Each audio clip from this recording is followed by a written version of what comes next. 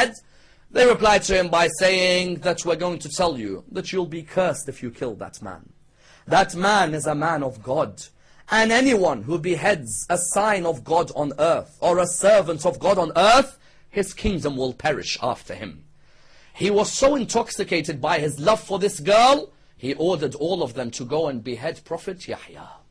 He beheaded him and his head was brought to Jami' al-Amawi in Damascus. How many of you have been to Sham for ziyarah?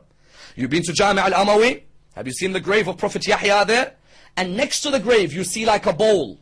Within that bowl, Prophet Yahya's head was kept there. And it really does show you that man, if he is intoxicated out of his desires and his energy goes further than the boundaries which have been set, he's willing to kill any of the signs of God. That's why our Holy Prophet Muhammad sallallahu alayhi wa alihi wa sallam, Allahumma in one of his narrations makes it clear. He says, the worst of the killers of the ancients is the killer of the camel of Salih. And the worst of the killers of the latter is the killer of Amir al-Mu'mineen. When you look at both of these killings, you'll find it was a man who was intoxicated out of his love for a female, and he went ahead and he killed the sign of God. The camel of Salih, as you know in the Quran, Naqatullah, was a sign of Allah. It came from the people of Salih, Prophet Salih, from the people of Thamud. Yet there was a lady by the name of Qatam. This lady Qatam came to a man by the name of Qaddar. She said to him, if you kill the camel, I'll let you have of me whatever you want. Likewise, you look at Amir al-Mu'mineen. In his time, there was a lady by the name of Qatam. And there was a man by the name of Ibn Muljam. Originally, his name is Qaddar. Look how history repeats itself. Same names, same causes. Qatam, Qatam, Qaddar, Qaddar. If you kill Ali ibn Abi Talib in the way he has killed my relatives at Nahrawan, I'll give you whatever you want.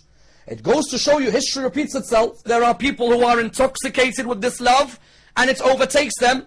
He went ahead, his soldiers beheaded Yahya, and Yahya's head was brought back. And therefore the Quran narrated the story. Why? To highlight to us that any of the people of God who have been persecuted must be honored year in, year out. Is this the only story of Christians persecuted in the Quran? No, it's not. The second story of Christians who believed in the message of Jesus, who were persecuted in the Quran, were the Christians of Ashab al-Kahf. Ashab al-Kahf, the companions of the cave, lived in the time of the polytheist king Dayqanus. They believed in the coming of Jesus, whereas Dayqanus were the polytheist. They recognized they couldn't practice their faith. They left the land of Ephesus, and they went until they stayed in the cave, and Allah saved them. The third group of Christians who the Quran mentions as being persecuted in Surah 85 of the Quran, in the last Sipara, the 30th Sipara of the Quran, Surah Al-Buruj. Bismillah ar-Rahman ar-Rahim. وَالسَّمَاءِ ذَاتِ الْبُرُوجِ وَالْيَوْمِ الْمَوْعُودِ وَشَاهِدٍ وَمَشْهُودٍ قُتِلَ أَصْحَابُ الْأُخْدُودِ. We should be aware of these verses. Ashab al-Ukhdud, who are they? In the English language, it's translated as the people of the ditch. They were the Christians of Najran, on the borders of Saudi Arabia and Yemen. These people were living in the time of Yusuf ibn Dhi Nu'as al-Himyari, the king of the Jews of Yemen. The Jews used to control Yemen. Until today, probably the same. Yemen is controlled by them, and you find that their king would persecute the Christians, as in he'd come to them, and he'd say to them, are you remaining on the path of Jesus and not our path? They would say yes. He built a holocaust. Because holocaust comes from the Greek word holos kostos, the complete burning or a sacrifice towards God. What would he do? 20,000 Christians were burnt in a holocaust by the king of Yemen. Notice that the Quran is the only book which exposes certain people's history which others don't know about. The Christians of Yemen would be brought to the ditch. Do you believe in Jesus? Yes, burn him. Do you believe in Jesus? Yes, burn him. 20,000, to the extent one narration says a mother came with her child, and the king and his soldiers were there. What does the mother say? The child is there. The mother is about to be thrown in the ditch, but then she sees her child. Some guilt comes inside her. The child looks at her and says, oh mother, you fear this fire when there is a fire to come in the day of judgment. Go within this fire and there is eternal happiness to come on the day of judgment. Until one of them managed to escape by the name of Daws al-Tha'labi. He escaped, he went to the Caesar of Syria, who then told him to go to Najashi of Abyssinia, who eventually managed to overturn that government. Yet the Quran stressed on the idea that this religion was open to any piece of injustice and speaking out against it. Not just against Muslims. Any piece of injustice, any piece of oppression must be spoken out against. And that's why our Holy Prophet, when he built the religion, didn't build it as a cocoon for Muslims alone. The religion was built to encompass anybody who believed in La ilaha illallah.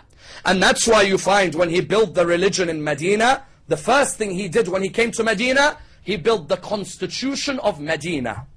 The Constitution of Medina said, the Christians can have their churches, and the Jews can have their synagogues, and the Muslims can have their mosques. No Christian can attack a Muslim, and no Muslim can attack a Christian. No Jew can attack a Muslim, nor can any Muslim attack a Jew. If a Muslim attacks a Jew, the Jew can take them to the civil court. And if a Jew attacks a Muslim, the Muslim can take them to the Muslim court.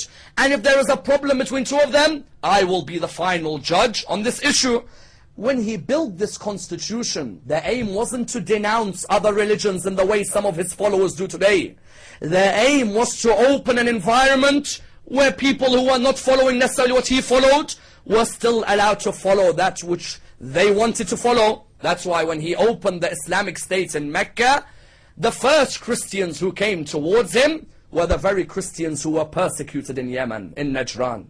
They came towards Rasulullah in the famous event of Mubahala. When they came on the famous event, Najran had about 40,000 Christians. And they were divided into 73 townships. They even had a Kaaba called Ka'bat Najran, their own Kaaba, which they used to go and worship. And they used to get over 200,000 dinar from tourists who would come from different parts of the world to come and visit their church. When the Islamic State was opened in Mecca, to be a person of that state, either you had to come towards Islam, or you had to pay a jizya, but you keep your religion, a tax. When they came towards Rasulullah, they came towards Medina, they came in all their pomp and glory. When they entered Masjid al-Nabawi, they looked around, they noticed no one's paying any attention to them. When they noticed no one was paying attention to them, all of a sudden they saw Uthman ibn Affan and Abdurrahman ibn Auf, the two companions of Rasulullah. When they saw them, they came towards them. They said, excuse me, we are the Christians of Najran. Muhammad has just opened the state, and therefore we want to find what our position is in Islamic State. Uthman ibn Affan said to them, go and see Ali ibn Abi Talib. Ali ibn Abi Talib was sitting there. They went towards Amir al-Mu'mineen. They said, oh Ali, nobody pays attention to us. He said, the way you have come to the mosque, you haven't come in humility. You've come like, today like it's a fashion show when you come to the mosque. You come in humility, and then people will pay attention. They came the next day, they met Rasulullah. When they met Rasulullah, the beauty of the dialogue of Rasulullah can be seen. Rasulullah said to them, what's your belief about Jesus? They said, we believe Jesus is the Son of God. They said to him, what's your belief? He said, we believe Jesus is the Prophet of God. He said to them, why do you say he's the Son? They said, because he didn't have a father, and therefore he must be the Son of God. The Quran replied in Surah 3 verse 59, إِنَّ مَثَلَ عِيسَى عِنْدَ اللَّهِ كَمَثَلِ Adam. If you are saying Jesus should be the Son of God because he didn't have a father, Adam has a greater right. He didn't have a father or a mother. So who should be the son? Jesus or Adam?